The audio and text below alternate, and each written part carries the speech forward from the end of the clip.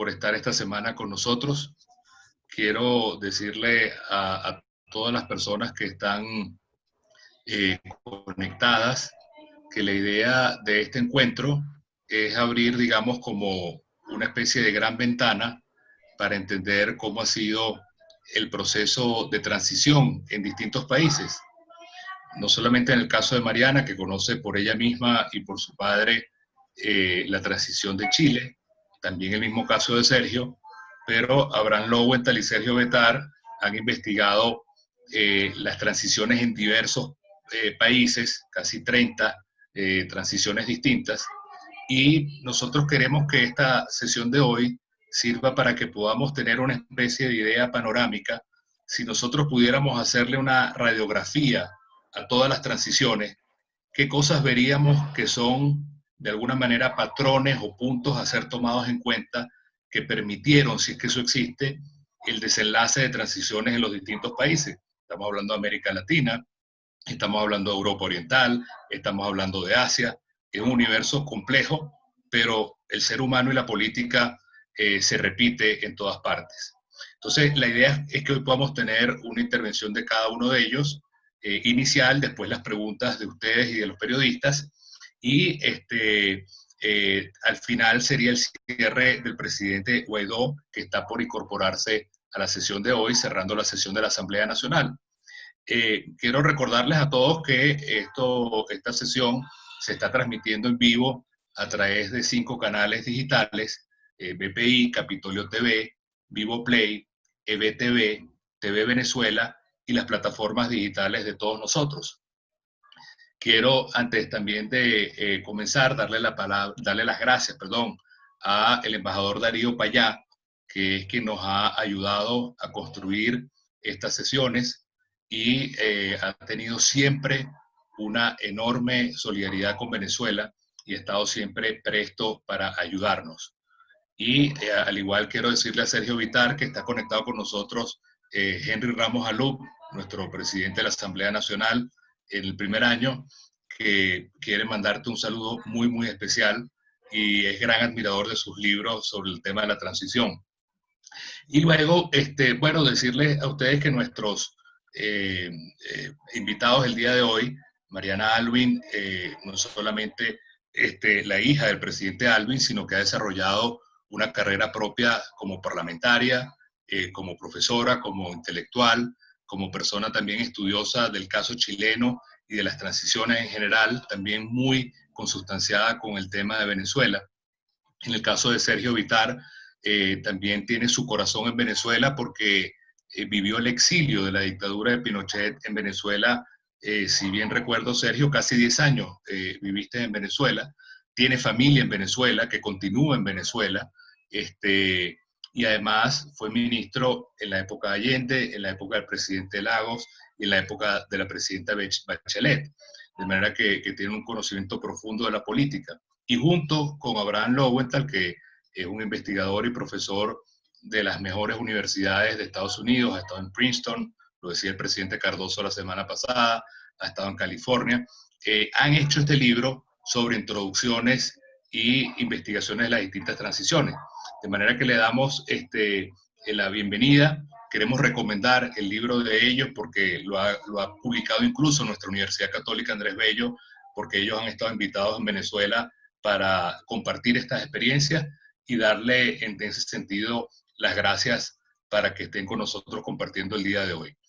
De manera que tienen la palabra. No sé, Paola, si está previsto algún orden especial o, por supuesto, le damos sino primero la palabra a las damas, a Mariana Aluin, si ella desea hablar de primero.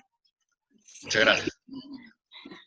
Bueno, gracias por la presentación y también por la invitación a compartir con Sergio y con el profesor Lowenthal, con quien tuvimos un encuentro con mi padre hace algunos años a propósito del libro, que fue, que lo recuerdo también con mucho cariño.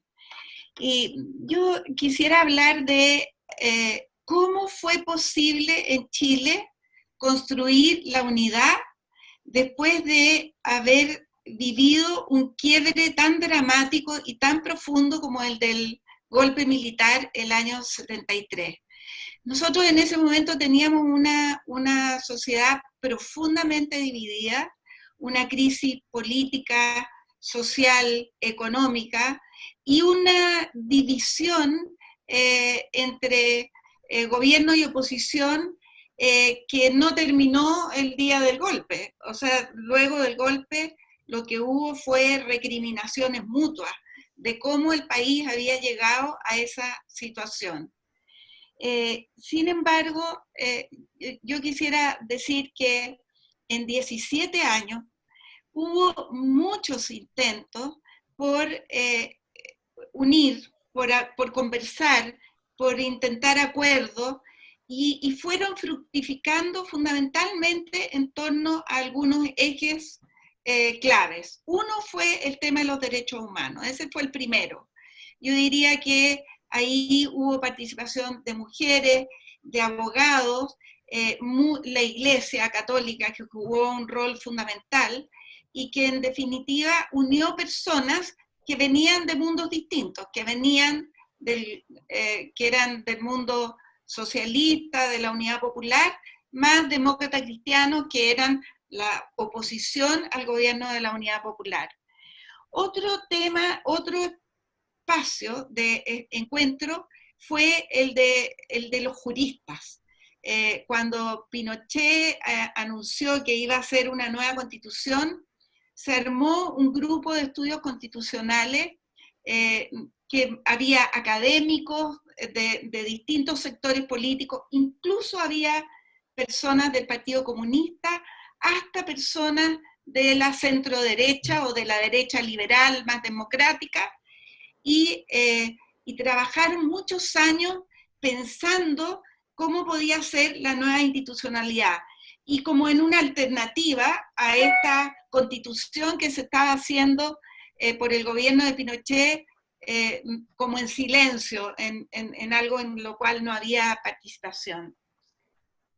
Luego vino la unidad de las organizaciones sociales.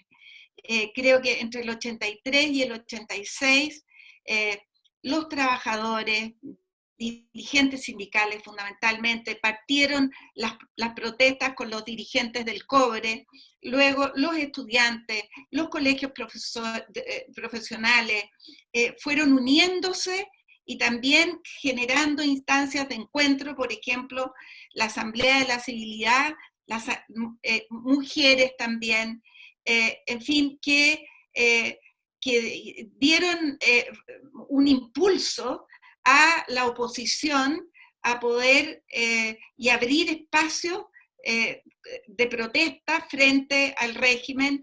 Eso terminó básicamente con el intento del atentado a Pinochet el año 86, que llevó las cosas como a foja cero. Yo recuerdo que el año 86 partió con una gran manifestación de mujeres y la idea era, este es el año decisivo, Pinochet va a caer. Y no, obviamente que después del intento del asesinato a Pinochet, eso se volvió en contra, una represión enorme. Y yo creo que el año 86 caímos en un pesimismo muy brutal.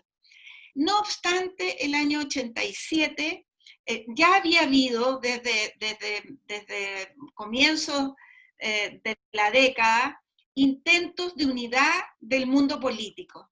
Y estos se daban tanto en el exterior como al interior de Chile. A ello facilitó mucho la renovación socialista.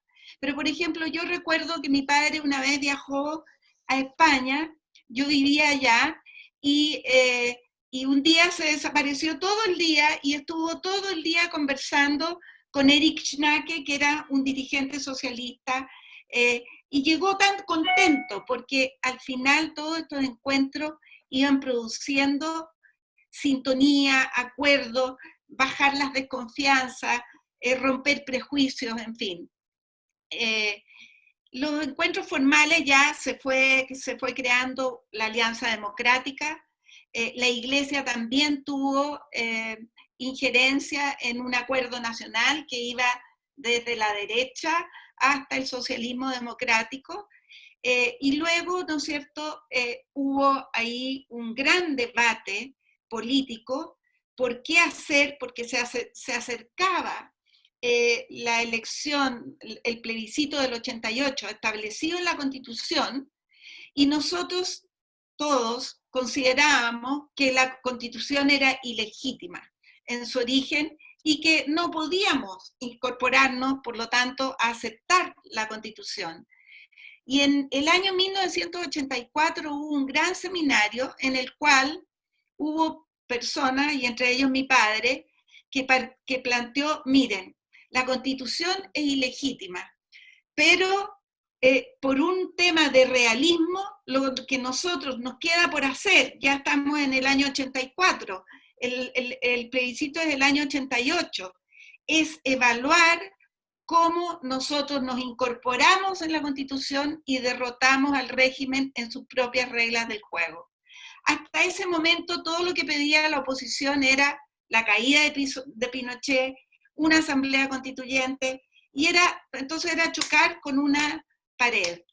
Y finalmente, en lo que terminamos fue en inscribir los partidos políticos, cosa que también fue discutida, pero al final fue aceptada por todos, inscribir a la gente en los...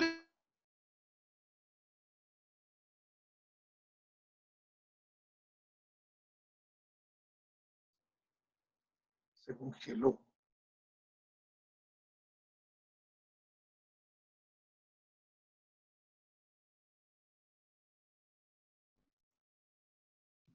Cosa muy cortita que escribió mi padre en un documento, en un libro que se llama El reencuentro de los demócratas, y dice, podría decirse con razón que el camino recorrido no fue el que originalmente queríamos, y que llegamos a la victoria en el plebiscito después de haber fracasado en varias propuestas anteriores. Es cierto, muchos de los que terminamos encabezando la lucha por el no en esa oportunidad habíamos postulado antes otras soluciones que generalmente significaban el retiro inmediato de Pinochet, la formación de un gobierno provisional, la convocatoria de una asamblea constituyente y la aprobación plebiscitaria de una nueva constitución. El plebiscito del 88 fue, en verdad, nuestra última trinchera, después de haber perdido múltiples batallas. Creo que todos habríamos preferido triunfar antes y de otra manera. Tal vez esas derrotas fueron necesarias para forjar la solidez de la concertación de los demócratas y para dotarnos del realismo que tanto se precisa para gobernar. Termino con esas palabras mi intervención. Muchas gracias, Mariana. Gracias además por lo que significa evocar y traer a tu papá a esta charla, que significa también para nosotros inspirarnos en lo que significa y sigue significando el presidente Aylwin para la democracia en América Latina. Y él amaba Venezuela. Muchas gracias, de verdad. Sergio, adelante, tu introducción. Gracias. Muchas gracias, Julio. Quiero saludar al presidente de la Asamblea Nacional, que nos acompañará. Un saludo a Henry Ramos, mi amigo de aquellos tiempos de exilio y de la Internacional Socialista. Y también expresar mi satisfacción por este ciclo que tú has organizado y otros, y creo que el NDI está involucrado con los presidentes que tú mencionaste y con la continuación de este proceso para hacer una reflexión. Y quiero también saludar y estar contento de acompañarnos con Mariana y con Abe Lowenthal. En las múltiples conversaciones que hemos tenido en el tema de Venezuela, los chilenos hemos querido dar, y en el trabajo que hicimos con Abe, la mirada de todas las experiencias de transición.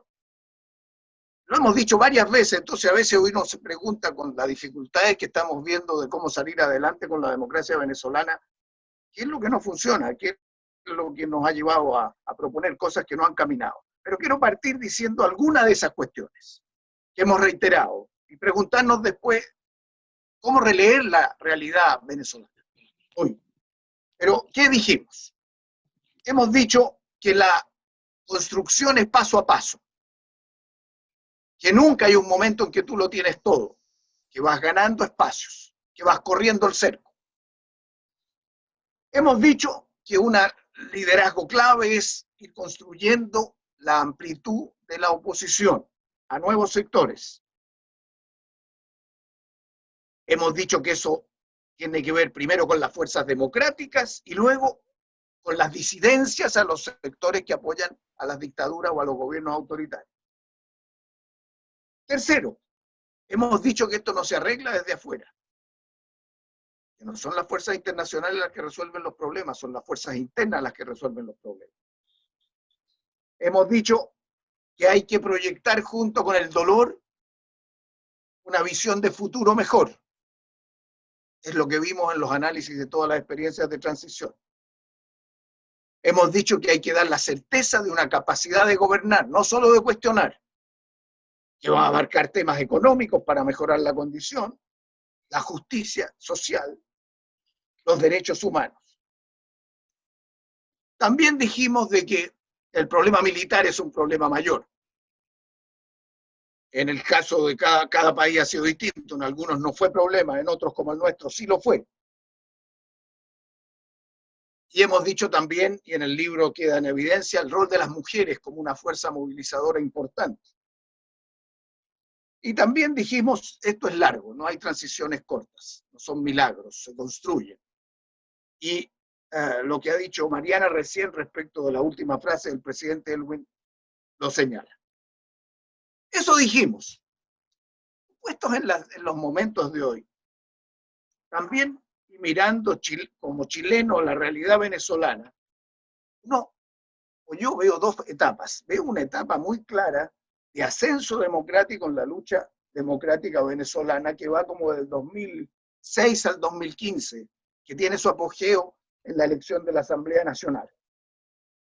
Y luego viene otro tipo de lucha después cuando se enfrentan a la elección parlamentaria del 2018 y todo el trabajo que hace el presidente de la Asamblea Nacional, que nos acompaña, ya vi su rostro recién, y el levantamiento de una opción. Pero el cuadro en que nos encontramos hoy, mirado también desde Chile, y yo veo que la gran discusión de ustedes es la opción, se enfrenta a la elección próxima del 2000, la Asamblea Nacional, o no tiene ninguna legitimidad y hay que dejarla de lado. Entonces, cuando uno relee la situación hoy día de Venezuela, que es una tarea de los venezolanos, ¿yo qué es lo que veo? Primero, que la lógica de invasión que tomaron algunos como una solución no dio resultado ni va a dar resultado. Que la lógica de dividir a los militares no da resultado. Los militares van a mantener su cohesión. Que para que los militares actúen, y eso lo dijo uno de los generales que nos acompañó en una de las discusiones con la oposición en Venezuela, es cuando se ve una fuerza democrática sólida que tiene capacidad de gobernar y se triunfa en las elecciones, más que una separación de ellos. Las sanciones económicas han tenido un impacto fuerte, pero tampoco han tenido el efecto que se esperaba. Hemos visto 5 millones de venezolanos que han abandonado su país, son una fuerza democrática muy grande. Entonces, hay muchos elementos más que uno puede considerar acá, pero releer la realidad venezolana de hoy, a mi juicio, también es una cuestión bien importante para ver qué elementos se pueden usar de las experiencias de otros. Lo otro que quería decir ahora brevemente es que yo me he ido dando cuenta de que a veces es más fácil luchar contra una dictadura, total dictadura, que no te deja hablar, que no hay elecciones, que se cierra el parlamento, que cierra los partidos, que con una dictadura camaleónica, híbrida, en que hace elecciones y es una farsa. Entonces, es más difícil tal vez pelear contra esta dictadura que contra las otras dictaduras, en que no había discusión. Y en ese sentido, entonces, en ese cuadro de luchar contra una dictadura tan compleja, yo lo que quiero decir es que, para no hacerse ilusiones de la solución chilena, pero que sí puede tener valor para lo que están viviendo en Venezuela, se está viviendo en Venezuela. Es que en Chile no hubo nunca una discusión ni una negociación para determinar la forma de un plebiscito. El plebiscito vino marcado por la dictadura. Ahí nosotros, y decía Mariana recién, creíamos que lo íbamos a votar con movimientos sociales, con protestas sociales, y no ocurrió. Y uno creía ilusionadamente que podía hacer transformaciones más grandes. Y nuestros amigos europeos nos hacían ver, oiga, afírmese un poco más para intentar una cosa mayor, pero tenga más solidez interna. Entonces no hubo negociación. El plebiscito fue impuesto. ¿Qué hicimos en ese cuadro? No, lo declaramos ilegítimo. Y una parte, el Partido Comunista especialmente, dijo, inscribirse, ir al plebiscito es traición. Y otros dijimos, no hay otro camino más que este. Y vimos las mejores condiciones para luchar y defender espacios democráticos con el riesgo de perder. Pero nuestra única fuerza era el voto. Y conseguir observadores internacionales, conseguir algunos espacios de prensa. Y, claro, confiar en que los militares iban a respetar lo que habían establecido en su propia constitución, aunque Pinochet hay antecedentes que no quería respetarlo.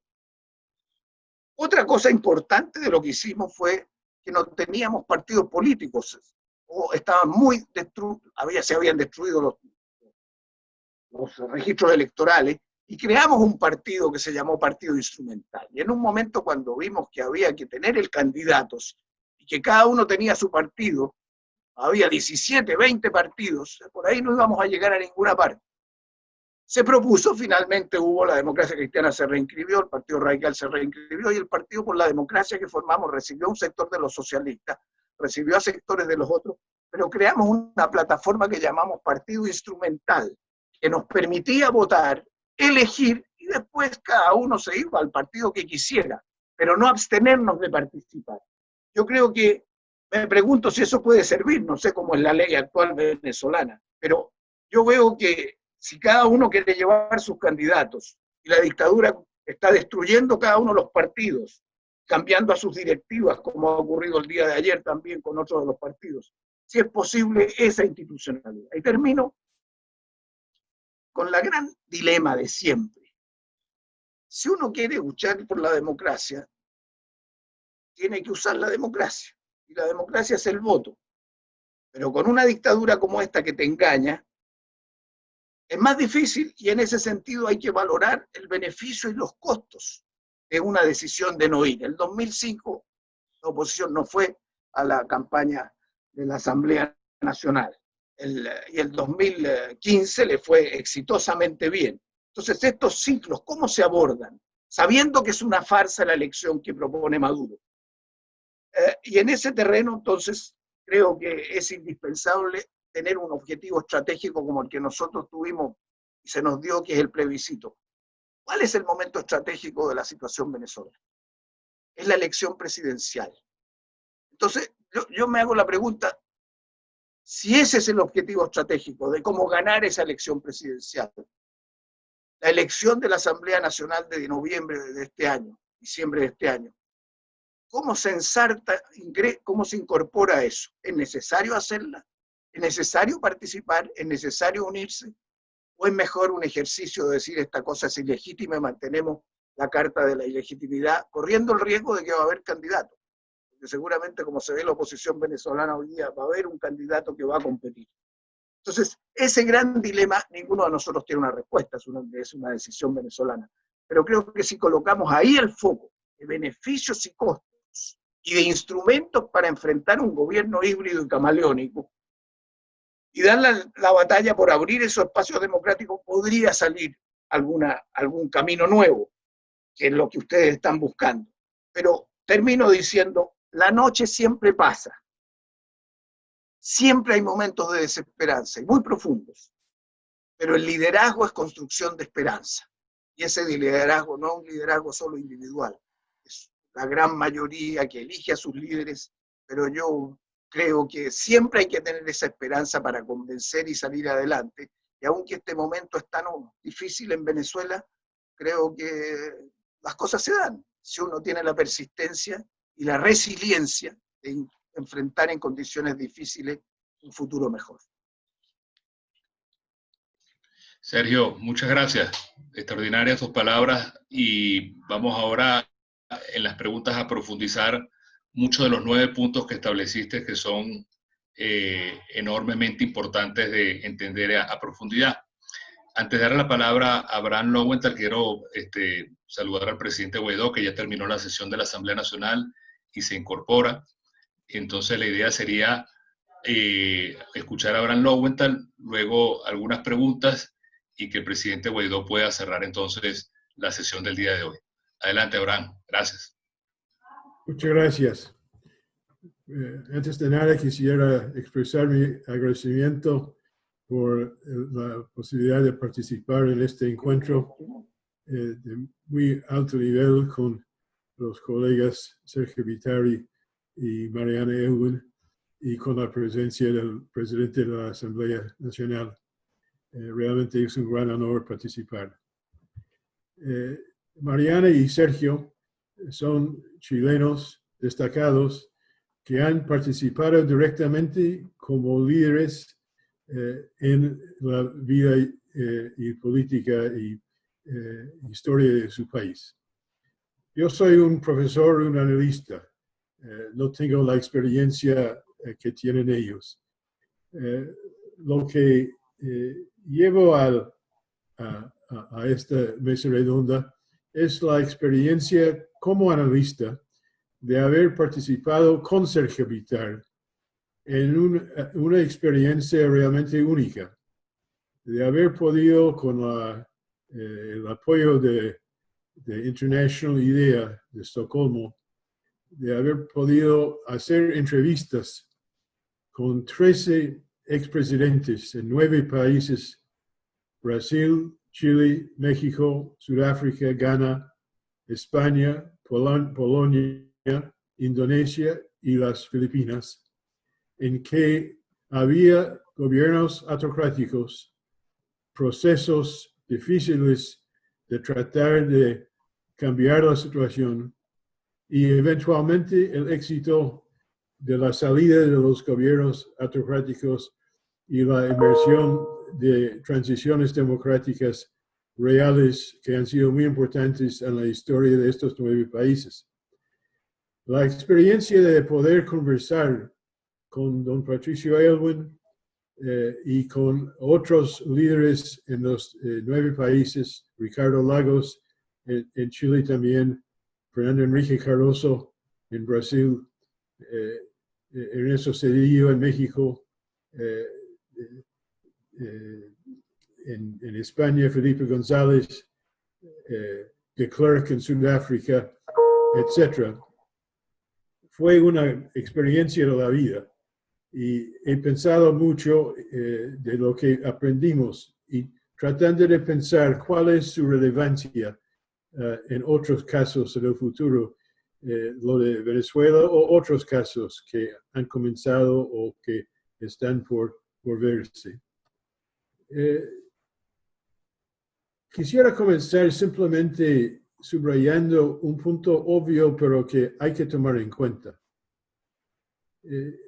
Fue muy difícil en todos estos 9 países que mencioné sacar los que gobernaron con un monopolio o cuasi monopolio de los instrumentos de fuerza, control de los recursos públicos, instituciones y agencias, y la capacidad para reprimir y manipular.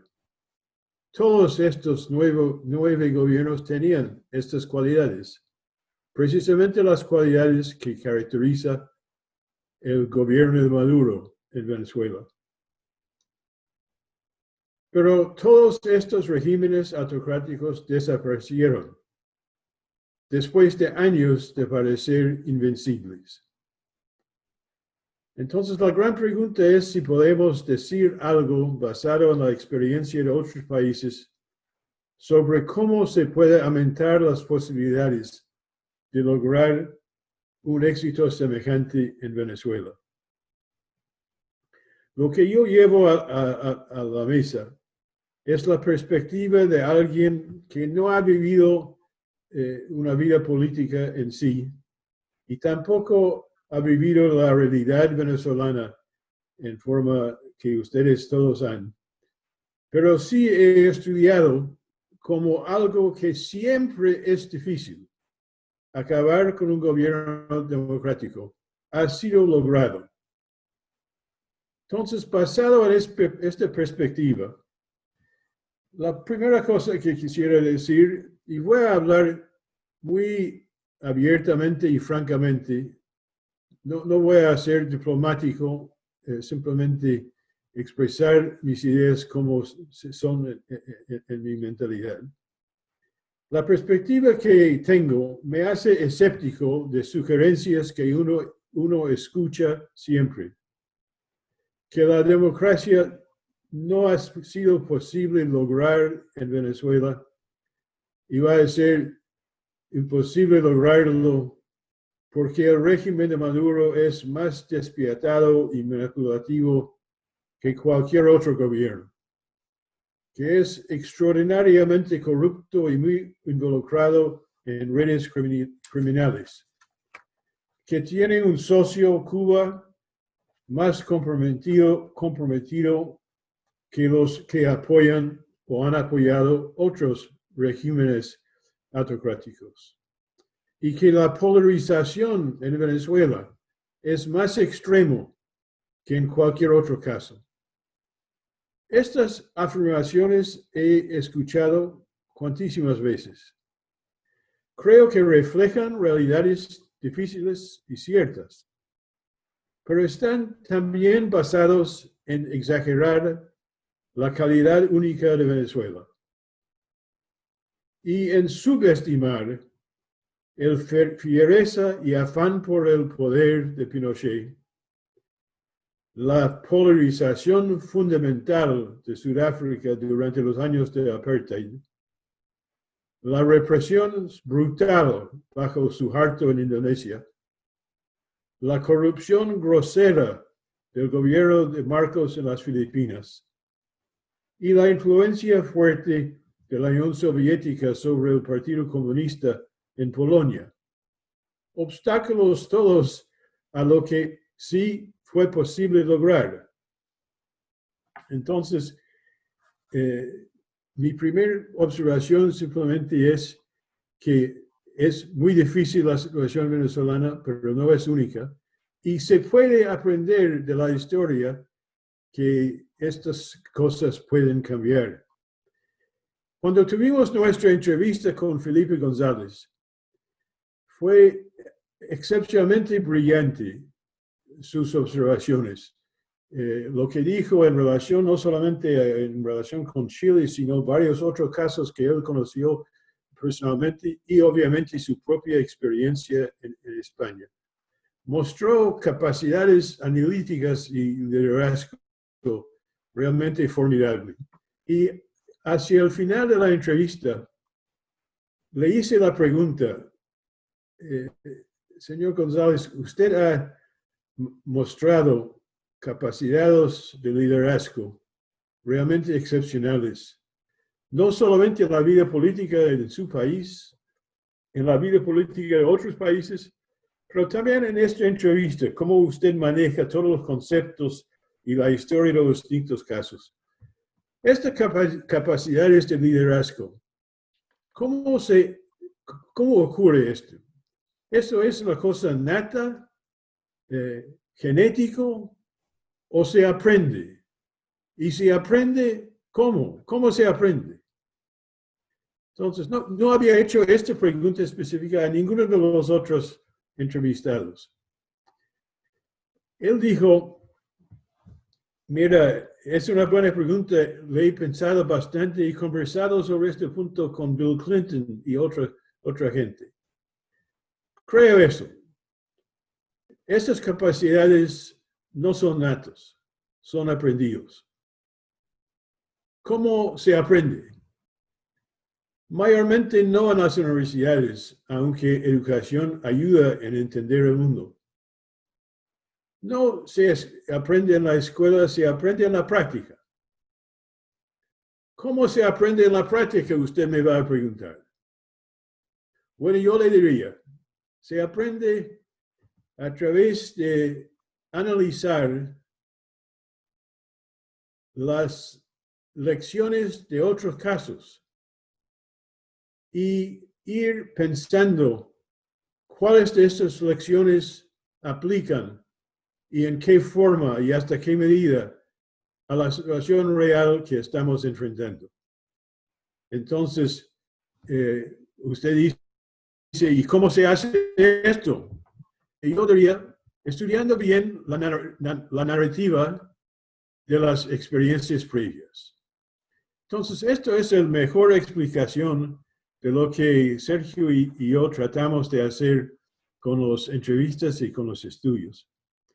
Eso me lleva a concluir mi primera intervención con 3 o 4 observaciones, como digo, franco, pero basado en mi lectura de los nuevos casos que vimos. Y después, si hay otra oportunidad, iría un poco más lejos en la dirección, apoyando algunas de las afirmaciones de Sergio en su intervención en relación a la situación actual, presente, de Venezuela en estos meses. Pero en términos generales, yo creo que de la experiencia de los otros casos, yo diría que las estrategias y las tácticas de los venezolanos y sus amigos internacionales tienen que ser basadas en entender plenamente, con cabeza clara, las realidades concretas. Esta comprensión tiene que ser libre de autodecepción, wishful thinking o dependencia en otros para hacer lo que solo los venezolanos tienen los medios y los incentivos para realizar. No fortalece las posibilidades para la democracia subestimar o distorsionar el compromiso de mucha gente dentro del movimiento chavista a su propia visión de Venezuela, o descartar o ignorar el apoyo que ese movimiento logró y que todavía tiene entre un sector del pueblo venezolano. Tampoco ayuda a exagerar el nivel de apoyo y confianza nacional que han podido lograr y mantener la posición democrática, o inflar la importancia del apoyo internacional considerable que la oposición ha consolidado. El concepto fundamental que Venezuela tiene hoy 2 gobiernos, uno legítimo, otro bajo Juan Guaidó con fuerte apoyo internacional, obviamente no puede eliminar hechos obvios.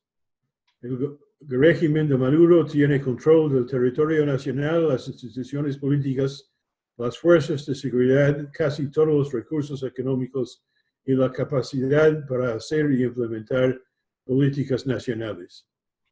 Eso es la triste verdad.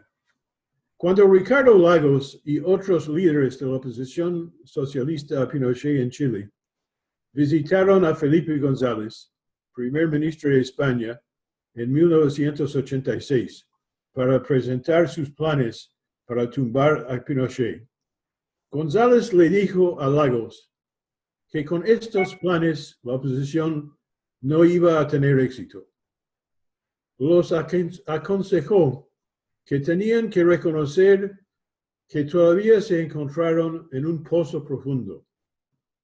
Concéntrense primero, González dijo, en sacarse del pozo y después trabajan para expandir su leverage paso por paso. Este consejo de Felipe González es muy semejante a las observaciones que hizo Patricio Aylwin en el texto que Mariana compartió con nosotros hoy. Trataron muchas cosas que fracasaron antes de encontrar la manera, solo porque es generalmente reconocido como ilegítimo, ni porque es muy impopular, pero solo puede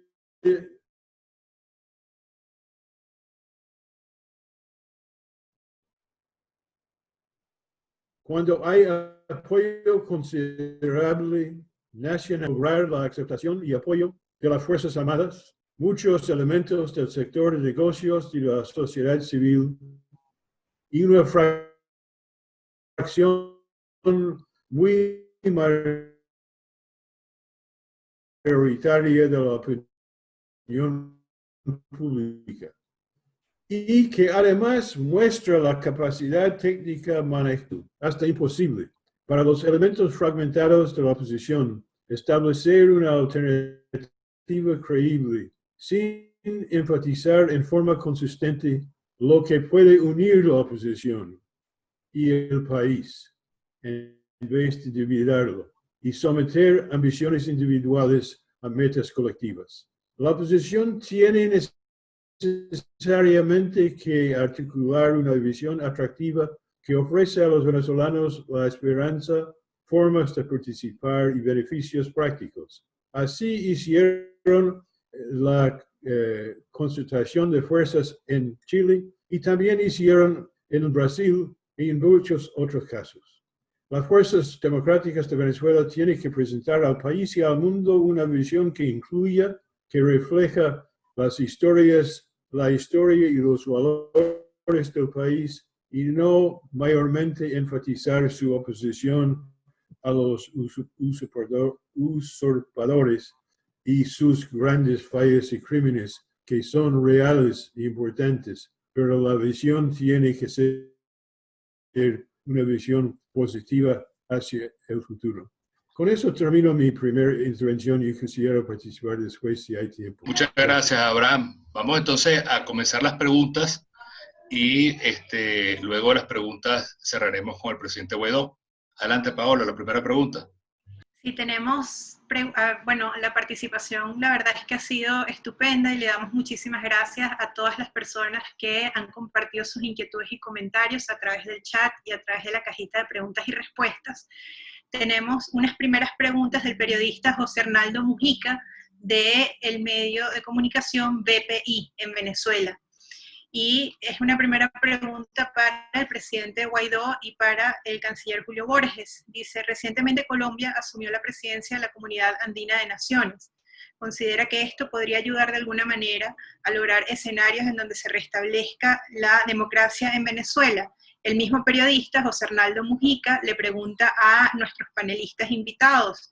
Dice, ¿cómo se puede restablecer la democracia en Venezuela cuando los poderes públicos cada vez se manifiestan más identificados con las políticas de Nicolás Maduro?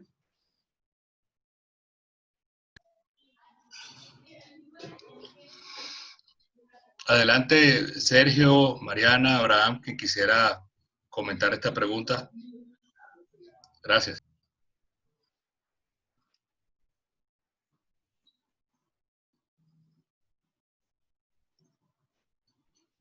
Sí, la pregunta la voy a repetir, es de José Arnaldo Mujica, de BPI.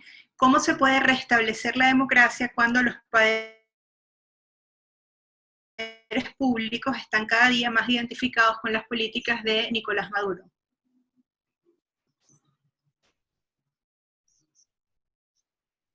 Sergio, debes prender el micrófono. Ahora, ahí. Que Gracias. se cortó el internet con mi teléfono.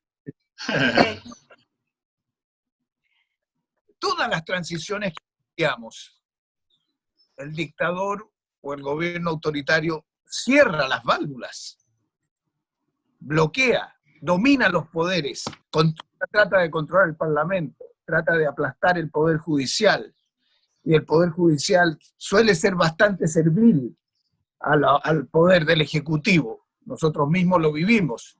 El solo cambio hacia la democracia empezó a cambiar los propios fallos de los jueces, cuando era el mismo juez y era el mismo caso. O sea, el sistema político, cuando la democracia se va instalando y hay una conciencia creciente, va proyectándose y ocupando espacios que normalmente trata de cerrar la dictadura, trata de cerrar los partidos, trata de cerrar el Congreso, trata de cerrar los medios de comunicación. O sea, eso es normal. O sea, lo anormal sería que uno crea que va a luchar contra un dictador o contra una dictadura con que va a respetar las reglas. No respeta las reglas. Entonces, la estrategia opositora en esos casos es leer esa realidad, entender esa estrategia y ver cómo combate esos espacios. Yo no soy quien para estar diciendo cómo se combaten esos espacios, en el caso venezolano. Pero lo que sí diría yo es que no hay que hacerse la ilusión de que la democracia solo se gana porque el otro respeta las reglas. El otro no va a respetar las reglas. Y es por eso entonces que la lucha es más compleja y requiere ir buscando esos espacios para conseguir un avance. Ahora, el apoyo internacional es clave en eso, pero el apoyo internacional es eficiente solo si hay una estrategia nacional clara y definida que recoge el apoyo internacional. Entonces, esa es la experiencia que nosotros hemos registrado de todos los casos. Y no veo otra. O sea, uno no puede pensar de que la dictadura no va a tratar de destruir a las fuerzas democráticas. Siempre las va a tratar de destruir. Si quieres, puedo agregar. Adelante, Mariana. Sí, bueno, en el caso de Chile era así, y yo les comenté que el año 86 estábamos en el suelo. O sea, la oposición, había una gran persecución, la justicia no funcionaba, había un control total del poder, por lo tanto, vivíamos en una situación de una tremenda frustración, ¿eh? Porque en los años anteriores habíamos ido abriendo espacios con la movilización social, pero luego vino una tremenda frustración. Y sin embargo, el año 87, cuando decidimos participar en el plebiscito, o sea, Pinochet quería ganar el plebiscito y nosotros no teníamos ninguna confianza de que el plebiscito no iba a ser controlado. De hecho, el mismo día del plebiscito teníamos temor de que Pinochet no reconociera el plebiscito. Pero ahí yo voy a retomar algo que dijo el profesor Lowenthal. Una cosa que fue importante en Chile fue cambiar el discurso. Nosotros teníamos un discurso que era todo contra el régimen, pero no a favor de algo. No, ¿qué es lo que íbamos a hacer? ¿A qué invitábamos a los chilenos? Y yo creo que hubo un mensaje que empezó a ser más esperanzador. O sea, dejamos, por ejemplo, hubo un gran debate de cómo se hacía la campaña por el sí y por el no en el plebiscito. Y claro, la tendencia era criticar las violaciones a los derechos humanos, las persecuciones, la crisis económica. Bueno, y eso se revirtió. Empezamos, el discurso fue, el slogan fue "la alegría ya viene". Y con esa idea de que aquí venía un tiempo más de esperanza, logramos movilizar electoralmente a la gente, o sea, que la gente fuera a votar. La gente fue a votar con miedo, nosotros no sabíamos si iban a ir a votar o no. Fue a votar con miedo, eran unas filas enormes, callados, los militares controlaban, pero también lo controlaban los ciudadanos. O sea, en cada mesa hubo un ciudadano defendiendo que el proceso fuera limpio. Y también los observadores internacionales, pero no eran solo observadores internacionales. Y yo creo que ese conjunto fue el que permitió abrir una oportunidad en una elección que estaba hecha para que la oposición perdiera. Y sin embargo la pudimos ganar. Si me permite, Adelante, Abraham. yo quisiera agregar algo a estos comentarios importantes, refiriendo a algo que mencionó Sergio Vitar, que fue el papel de la comunidad internacional, de los países del exterior, en relación a una dictadura autocrática y la posibilidad de una transición a la democracia. En todos los casos que estudiamos, el sector internacional fue importante y apoyó a la transición del gobierno autoritario hacia el futuro. El papel del embajador Barnes en Chile, por ejemplo, es muy reconocido. Y hay en todos los casos de distintos países, no solamente de Estados Unidos. Ahora, una realidad difícil que hay que tomar en cuenta y que se ve ilustrado en estos casos también, es que no se puede confiar en la comunidad internacional para asumir riesgos grandes o proveer muchos recursos o energías para resolver las dificultades internas de otros países, cuando no hay avances y probabilidades seguros para ganar. Estas observaciones aplican en Venezuela como en otros países. Los países externos pueden ser relevantes, pueden ayudar a facilitar una transición democrática, ayudando con espacios, con apoyos de distintos tipos. Pero solo, como dice Sergio, cuando están apoyando una estrategia nacional y no imponiéndolo. Y solo cuando pueden hacerlo sin absorber gastos o riesgos significantes o en contra de sus propios intereses. La posición democrática en Venezuela, para ser franco, yo creo que ha dañado su credibilidad y atractividad por parecer a depender a veces en la intervención externa. Los demócratas venezolanos deben ser claros y consistentes en rechazar abiertamente opciones militares internacionales y especialmente la intervención norteamericana. No debe depender en la llegada de tropas norteamericanas, que casi seguro nunca van a llegar. Yo creo que eso es uno de los bases para ir adelante. Creo también, para terminar esta observación, que la oposición debe considerar, por el bien de su país y sus ciudadanos, pedir el levantamiento de algunas de las sanciones que sufre Venezuela. No pedir endurecer las sanciones con la esperanza que estas solas van a tumbar el gobierno o conseguir concesiones importantes.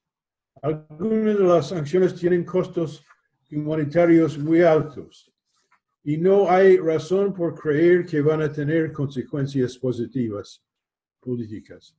Todo lo contrario, mientras más difíciles sean las circunstancias económicas del país, menos energía habrá para la movilización política contra el gobierno autoritario. El deseo de castigar el régimen es muy comprensible, pero si esto puede ser logrado solo por castigar el pueblo venezolano más, es contraproducente. Gracias. Voy a hacer a continuación una pregunta muy concreta que se ha repetido por parte del público en otros encuentros y en este también. Y es la siguiente.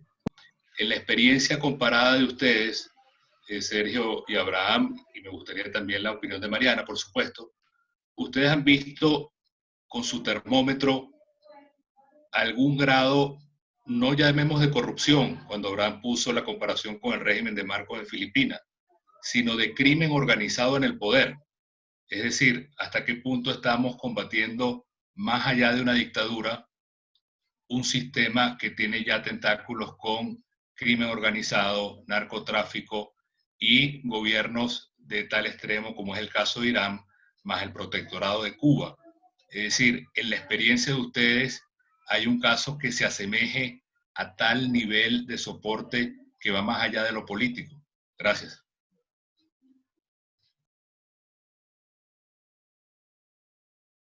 A ver si puedo adelantarme. No vimos ningún caso de la naturaleza del venezolano. En los 9 casos que analizamos, no sé si está de acuerdo conmigo, los 2 fenómenos más recurrentes eran la violación de derechos humanos, represión, muerte, tortura, en fin, y la corrupción, negociado de los grupos que estaban en el gobierno, con empresas, en fin. No vimos casos de narcotráfico, crimen organizado y lo que puede ser también la corrupción de los mandos de las Fuerzas Armadas. Si es, no, esos casos no se dieron en ninguno de los 9 que nosotros vimos. Por eso hace que el caso venezolano, como dije también en mi exposición, tal vez mucho más complejo que los que otros que hemos analizado.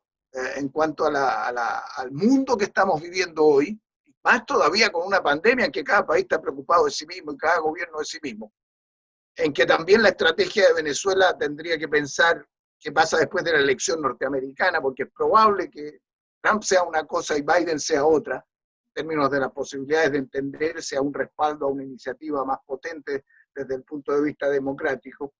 Y por cierto, también ver con los demás países la posibilidad, aun cuando haya países con desacuerdos ideológicos importantes, de que la corrupción al punto del narcotráfico, además de la miseria terrible que se vive, bueno, nos dan pie para que haya una permanencia, una estabilidad de un país que resguarde los intereses que otros tienen ahí. Porque por mucho que China tenga interés en mantener sus negocios o Rusia, que son los 2 poderes más importantes, también tendrán interés en que haya una cierta estabilidad institucional mirando a largo plazo. En el caso chileno, incluso con Reagan, en las conversaciones que nos invitaron algunos de ellos a conversar, ellos veían que la dictadura era mucho más inestable a la larga que una democracia, y por lo tanto se allanaron a moverse a un respaldo a una elección y a proteger el plebiscito. Entonces, hay que ver si frente a este tipo de problemas que son distintos en el caso venezolano, y que yo vuelvo a decir que es más complejo, porque ahí hay una persona que se quiere vestir de legitimidad, hace una elección y no da ninguna condición para que la elección sea justa. Entonces, ese juego requiere también de una oposición democrática más compleja, más unida, y también que vea esa realidad no como un obstáculo y por lo tanto me resigno o me voy, sino como un obstáculo que es un desafío para tener una estrategia más compleja también en la lucha contra ese tipo de autoritarismo híbrido. Pero no vimos un caso de corrupción como el que se está viendo ahora, ni un caso como el desastre parecido al de Siria, en un país que no tiene guerra desde el punto de vista económico. No hay otro a nivel mundial en nuestras transiciones que hemos visto como el de Venezuela. Gracias, Sergio. Mariana, Abraham, si quieren comentar lo dicho por Sergio.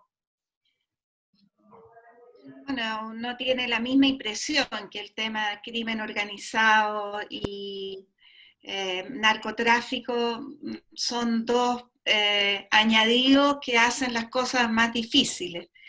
Pero con todo, me parece que el tema de lograr la unidad de la oposición, de sectores diversos que piensan distintos, hay unos que están más ansiosos, hay unos que no quieren ninguna negociación, pero hay que buscar lo que une por sobre lo que divide. Y mostrar un equipo que sea confiable para la ciudadanía. Yo creo que ese es un tema bien importante. Nosotros llegamos a tener 17 partidos, pero había liderazgos que decidieron actuar en conjunto, aun cuando tenían diferencias. Y eso yo creo que fue algo que ayudó. Y lo segundo, me parece que hay que, o sea, que si se logra movilizar a la sociedad electoralmente, es algo que es muy difícil que las fuerzas, no sé, las Fuerzas Armadas, por ejemplo, puedan impedir que ello suceda. En ese sentido, yo pondría fe en los procesos electorales, porque además están en la Constitución. Y eso es, y a lo mejor es lo único de lo cual, y al parecer eso es así en Venezuela, de lo cual tú puedes agarrarte.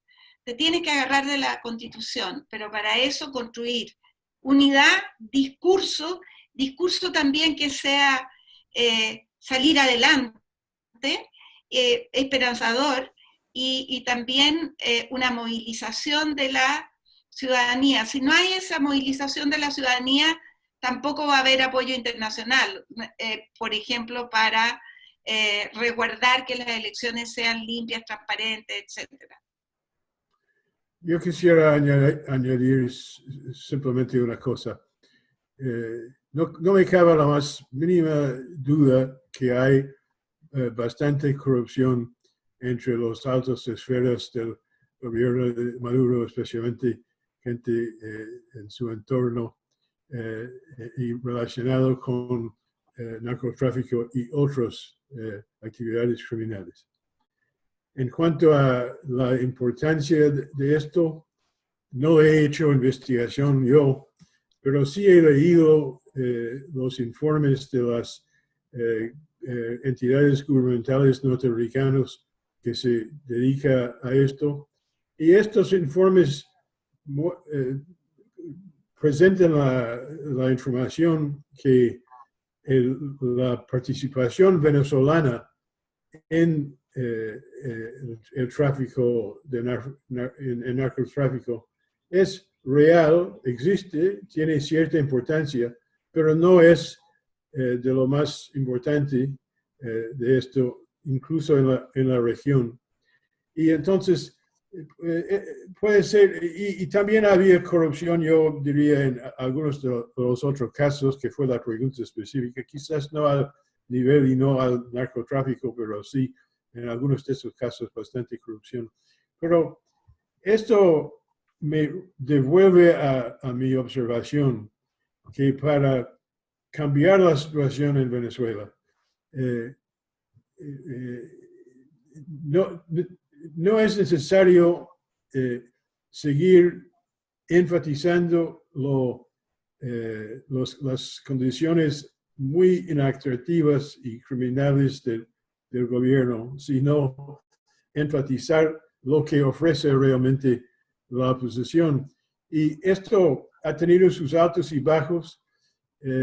La situación en cierta forma es más difícil ahora, pero no es momento de pensar en ceder ni en hacer cosas drásticas, sino en ir paso a paso. Por eso que las observaciones de Sergio sobre la participación en las elecciones, aún bajo condiciones muy difíciles que no van a permitir, obviamente, ganar en forma que corresponde a la imposibilidad del gobierno, pero sí ganando experiencias, mostrando su presencia, fortaleciendo capacidades de liderazgo, etc., siempre como pasos en un proceso que dura para el futuro hasta la victoria. Gracias, Abraham. Vamos entonces a la última sesión de preguntas hecha por Paola y cerramos ya que estamos pasados de la hora junto con el presidente Guaidó. Adelante, Paola, última pregunta. Muchísimas gracias y muchísimas gracias a nuestros invitados y a todos los que nos acompañan por tan amplia participación que hemos tenido el día de hoy. Lamentablemente no vamos a poder compartir todas las preguntas al aire, pero se las haremos llegar a nuestros panelistas, de modo que quizás pueden compartir la respuesta y nosotros por redes sociales luego las hacemos, ¿no?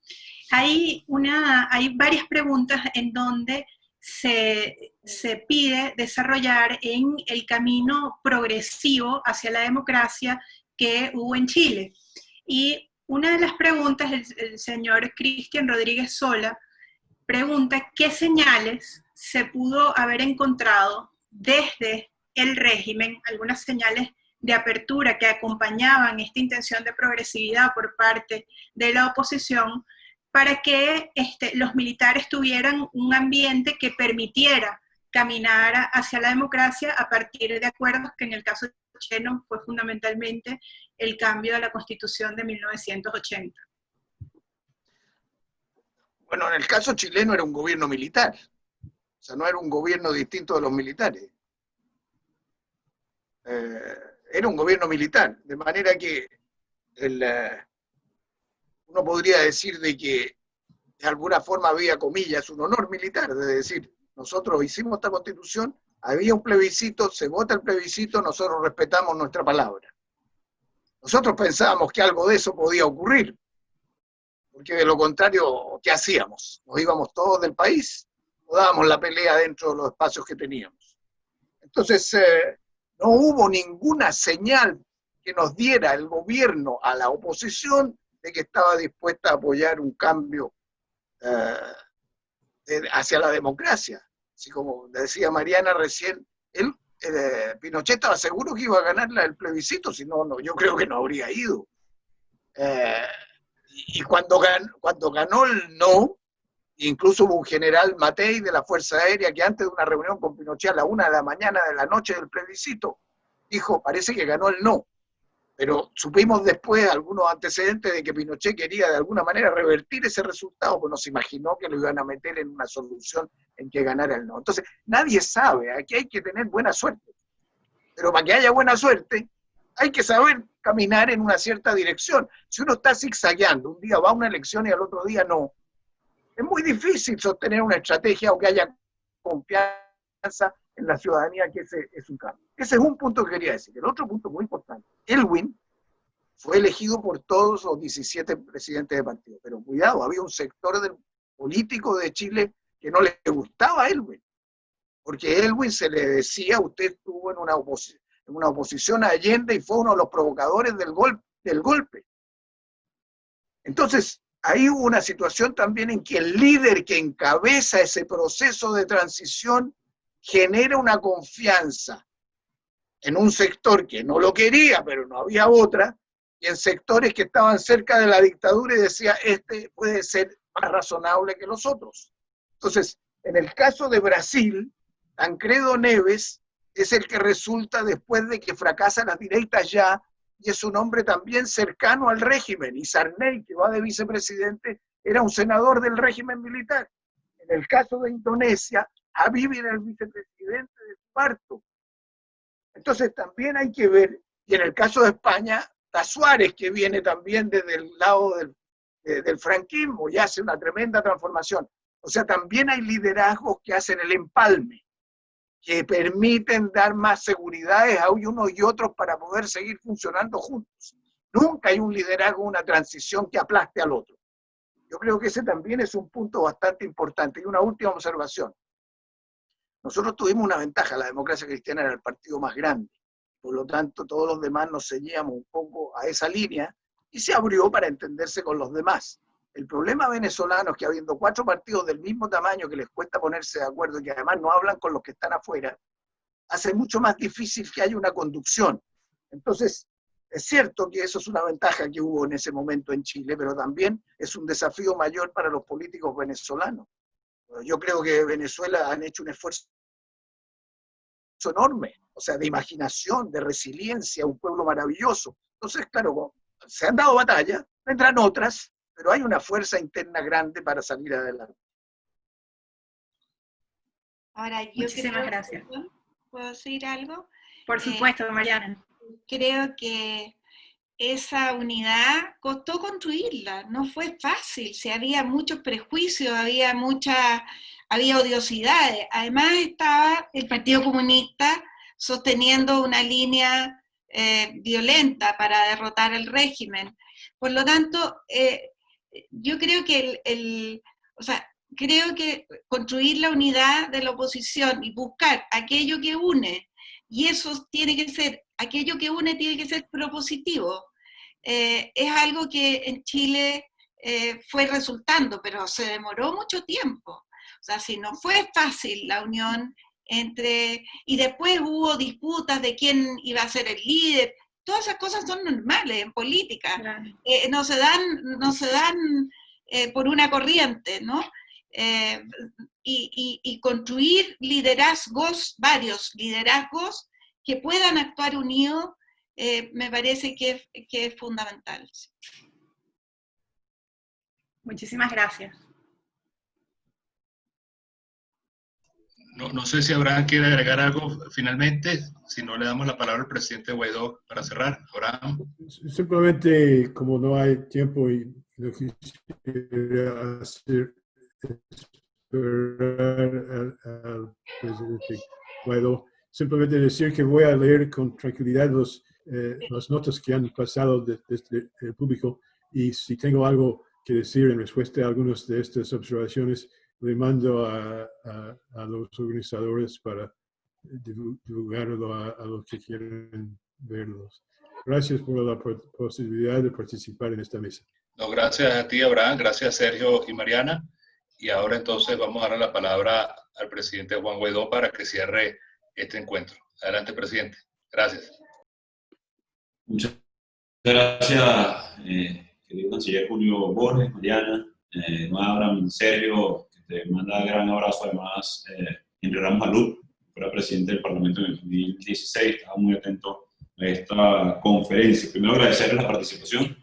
Creo que es el quinto ciclo de foros con respecto a transiciones de la mano de sus protagonistas, de la mano de las variables que se aproximan en procesos complejos, en procesos muy duros de cara a la sociedad. Hoy, sin duda, son elementos que no se decretan, que se construyen, como lo venimos hablando de la construcción de capacidades, en construcción de mayoría expresada a nivel popular, a nivel electoral, como lo vimos en el 2015, a nivel de activismo, a nivel de partidos políticos, de sociedad civil, hoy movilizada, entendiendo el contexto, entendiendo lo complejo de la comunicación, entendiendo el complejo de la persecución, como ustedes han relatado en cada uno de los casos que estudiaron.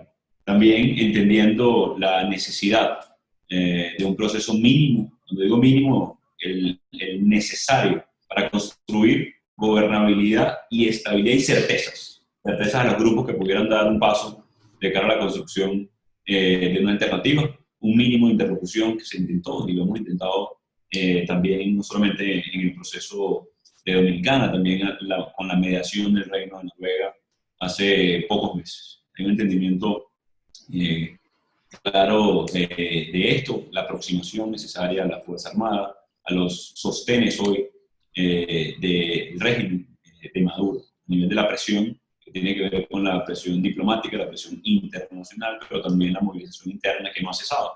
El mes de mayo del 2020 fue el mayo de los últimos 20 años con mayores protestas en Venezuela, lamentablemente no visibilizadas, lamentablemente no canalizadas de cara a los responsables de la crisis, por precisamente la ausencia hoy de comunicación, que lo entendió muy bien el régimen. Aquí la clave, estoy seguro, va a ser precisamente mantener la unión, una interlocución no solamente con los países del mundo, sino también de cara a los poderes fácticos en Venezuela para construir las garantías que le expresamos, por ejemplo, a través del gobierno de emergencia nacional, una posibilidad clara de un espacio de generar una solución al conflicto, que la queremos canalizar a través de las condiciones electorales, a través de una lucha por condiciones y la apertura de un espacio de resolución.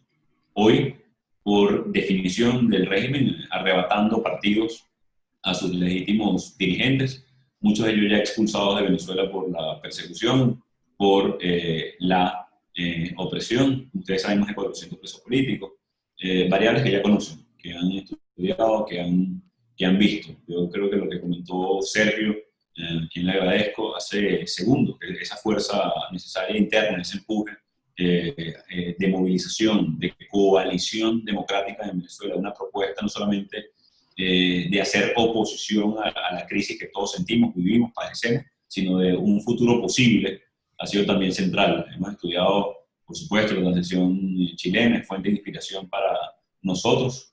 El día de ayer estuvimos, además, con el Consejo de Relaciones Internacionales de Chile, al cual agradezco ese espacio, porque si bien es la movilización interna central, ese respaldo internacional en este momento de Venezuela hace ver débil el régimen, que a nivel de percepción, a nivel de fuerza vital, a nivel de esperanza, a nivel de expectativa de cambio del venezolano, hoy también es central. No solamente por la mera presión internacional, que le hace ver a un régimen que en este esquema no va a poder gobernar como estuvieron acostumbrados, con 3,5 millones de dólares por día, manejado de manera discrecional, con todo el control social, entre otras cosas. Pero esa fuerza que genera el hoy, hacer ver al régimen, es parte esencial de esa motorización de la presión interna. Así que esto es muy valioso para nosotros, solamente de nuevo para reenfocar en cada una de esas variables, en cada una de esas posibilidades, en cada una de esas acciones necesarias, en cada una de esas revisiones pertinentes que debemos hacer también constante en nuestra estrategia y también en nuestra ejecución, dado lo complejo del momento mundial y, por supuesto, en Venezuela. Así que a nuestro canciller Julio, a nuestros ponentes del día de hoy, muchísimas gracias por este espacio y sepan que además estamos con esa fuerza motora, planificando no solamente el futuro, sino ejecutando en el presente una posibilidad latente de transición, entendiendo las diferentes variables. Muchísimas gracias. Gracias, Julio. Muchas gracias, presidente. De nuevo, gracias a todos. Tuvimos más de 1.200 personas conectadas a través de las 7 plataformas. Nos sentimos contentos porque obviamente hay un gran interés en todo esto y esperamos seguir contando con su ayuda, su orientación y sobre todo con el corazón que le ponen a Venezuela. Gracias, Mariana. Gracias, Sergio. Gracias, Abraham. Gracias, presidente Guaidó. Hasta luego. Hasta el próximo jueves todos. Gracias. Ya, gracias. Y suerte. Muchas gracias. Gracias.